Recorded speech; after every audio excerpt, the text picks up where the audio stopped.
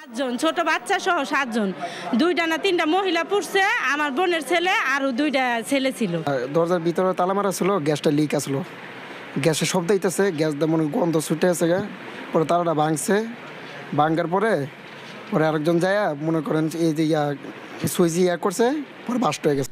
সাভারের হেমায়েতপুরে সিলিন্ডার গ্যাসের লিকেজ থেকে বিস্ফোরণের ঘটনায় শিশুসহ 7 জন দগ্ধ হয়েছেন।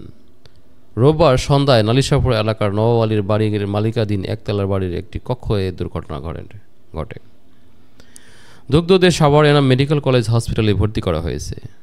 আহতদের মধ্যে 60 বছরের বৃদ্ধা মহিলা ও 8 বছরের এক শিশু রয়েছে বলে জানা গেছে।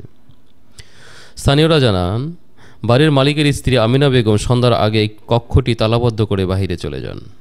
এ সময় পাশের ভাড়াটিয়ারা কক্ষের ভেতরে থেকে গ্যাসের লিকেজের গন্ধ পান এবং বিষয়টি ফোনে আমিনা বেগমকে জানান। তিনি দরজা ভেঙে ফেলতে বলেন। পরে হাতুড়ি দিয়ে দরজা ভাঙার সময় ধাতব অংশের ঘর্ষণে সৃষ্টি স্পার্ক থেকে মুহূর্তেই আগুন ধরে যায়। এতে এক শিশু ও 3 নারী সহ 7 জন দগ্ধ হন। পরে স্থানীয়রা আহতদের উদ্ধার করে এনাম মেডিকেল কলেজ হসপিটালে নিয়ে যান।